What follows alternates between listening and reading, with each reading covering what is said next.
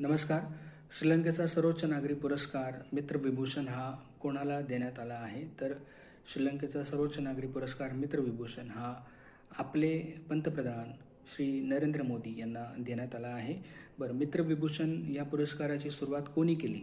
तर 2008 साली श्रीलंकेचे जे माजी राष्ट्राध्यक्ष होते महेंद्र राजपक्षे यांनी 2008 सालापासून मित्रविभूषण या पुरस्काराची सुरुवात केली.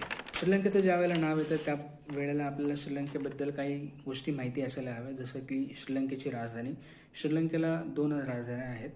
तर पहिली राजधानी आहे श्री जयवर्धनेपुरा कोट्टे. ही राजधानी लेजिस्लेटिव्ह कॅपिटल आहे श्रीलंकेची. आणि दुसरी जी राजधानी आहे ती कोलंबो आहे.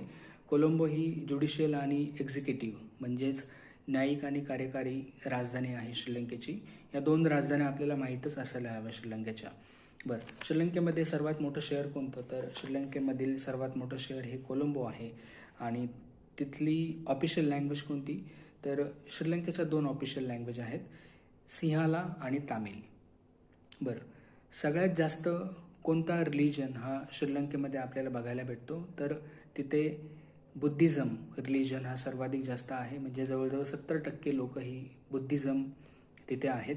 13% लोक ही हिंदुइझम आहेत, म्हणजे हिंदू लोक आहेत. 10% लोक ही मुस्लिम समाजाची आहेत, इस्लाम आपण त्याला म्हणू शकतो. 7% लोक हे तिथे ख्रिश्चन आहेत आणि 0.1% लोक ही दुसऱ्या धर्माची तिथे आपल्याला बघायला भेटतात. सध्या श्रीलंकेचे प्राईम मिनिस्टर कोण आहेत? तर हरिनी अमारासुरिया या श्रीलंकेच्या प्राईम मिनिस्टर आहेत. आणि प्रेसिडेंट कोण आहे श्रीलंकेचे सध्या? तर अनुरा कुमारा दिसानायके हे श्रीलंकेचे सध्या प्रेसिडेंट आहेत.